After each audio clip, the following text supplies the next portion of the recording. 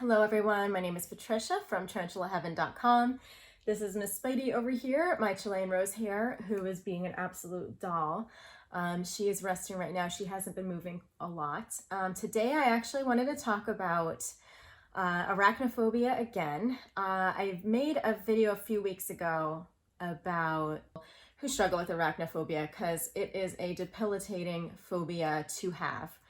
And I wanted to talk about this again because I recently saw a clip randomly that came up on my Facebook feed of a news anchor, or I think a radio host named Erin Molan. I hope I'm saying that right, Erin Molan. And they were doing a segment about confronting your fears of, I don't know if there was a greater theme, but the clip that I saw was spiders. And Erin was not the only person on this show that was afraid of spiders. I think there was another person on the radio show that's fear was snakes that he confronted as well. But it seemed like the theme of this show was confronting your fear of some sort of creepy crawling. So the theme was conquering your fear. And me as a therapist, I think that there were a lot of irresponsible things done on the show.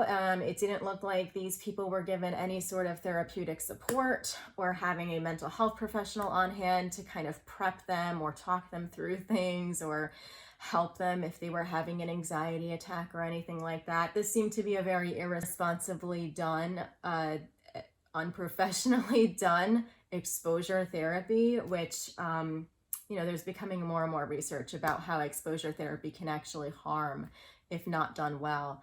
And I think that this clip was just so important to show. I will try to include it. I'm not sure how to edit it, but I'll try to include it in this actual video. But if I don't find a way to do it, I will put it in the description so that y'all can watch it. My heart just goes out to Erin because you can clearly see how much she struggled with this. And what happened in the clip was that she fainted on air, on camera.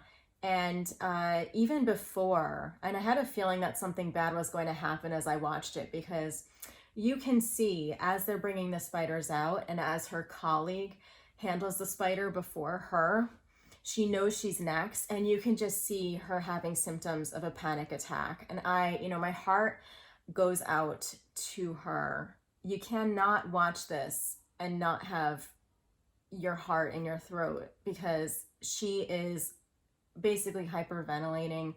You can tell that she is either overheating or like there's something physically going on. She's having a very reactive response. She is gasping for air. She is basically moaning in anxiety. And it's a very realistic depiction of somebody who's having a very significant fear response and who's trying to work through it. And I just wish she had been supported. And so I got very upset when I watched this clip because she very clearly is having symptoms of a panic attack. She is having a very heightened response. She is not okay. She actually looks like she's starting to feel very sick, and then she faints. And so I originally went to make this video condemning the show, but I watched another video, and there weren't many other videos or context for this, but in exploring it further, it turned out that there was during parts of this, her colleague was, "We can stop. You don't have to do this. You don't have to do this." And so Erin was the one who was consenting with her words. But I also don't know, I understand confronting your fears, but when you're also being filmed and when you're also on a show that is being recorded, you might consent to things that you don't actually want to do, or you might push yourself farther. So I think consent and how much was she actually in her body and in touch with her needs as she was consenting is a very important thing, because she's verbally consenting. However, her body is definitely saying no. And it's sad because I think in a social media post, she had come to a few minutes after and she was very embarrassed. She put out a social media statement too, also saying that she was really embarrassed and was basically apologizing for being dramatic, which is so sad because her fear is so real and we should respect it. I think tarantula owners should really look at this, because a lot of us think that just because we don't have this visceral response to spiders, maybe we work through our own form of arachnophobia, but maybe our fear is not to the level of this. And it was a really extreme experiment too. Clearly not set up by a professional or somebody who specializes in phobias, because the exercise was that 5 spiders would be brought out and these people would hold all 5. There was a jumping spider, a tarantula, and I think a few other spiders. Now, in an actual exposure therapy setup where you're responsibly treating a phobia, you would start with like tiny exposures, like look at a picture online, learn a little bit about spiders, be in the same room as a spider but not being anywhere near it, or having the spider in a cage like this and possibly approaching the tank. There would be so many small steps moving towards that. You wouldn't just, go from a little jumping spider that's kind of cute, but still kind of big, right? Or like you wouldn't start out with like one of those teeny little house spiders and then, all of a sudden the next spider you hold or get near is a tarantula. Even small tarantulas are quite big compared to like these teeny little ant-sized spiders that you could have started with. So very irresponsibly done, but that does not take away from the compassion that Erin should have and the support that she should have.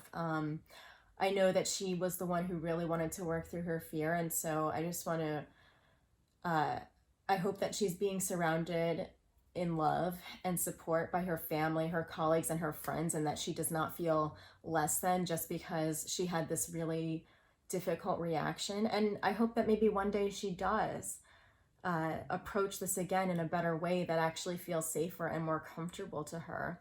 But even if she chooses not to, I hope that she knows it's okay. And it's just a good reminder for all of us to know that there is nothing to be embarrassed about if somebody has arachnophobia, and that we should really take it seriously. We have to be really careful.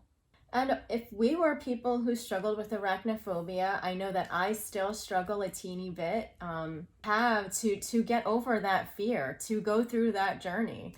I mean, yes, I have held Spidey many years ago. I mean, I don't handle her anymore because I've kind of realized she doesn't like that very much. But in the beginning, I held her and it was a little scary. But if you had asked me years before I got her to hold a spider, I might have been freaking out just every bit as much as Erin was. So we cannot forget, one, how far we have come, but also that everyone's journey through this looks different. Everybody has different reactions to fear, different levels of anxiety. And, maybe your thing isn't spiders, but maybe it's heights, something else, right? Maybe you also feel very panicky when you have to ride in an elevator. We all have things and we all have to be really respectful.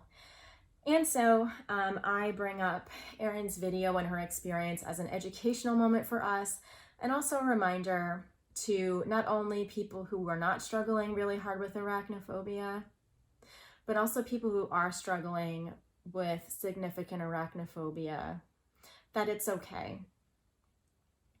And that everyone deserves respect and support and love. Let me know what you guys think about that. What do you think about the way this was set up? And if you know any details about this scenario that maybe I haven't heard about or perhaps overlooked or have a different perspective, let me know. I'd be interested to hear it. All right, take care. Bye-bye.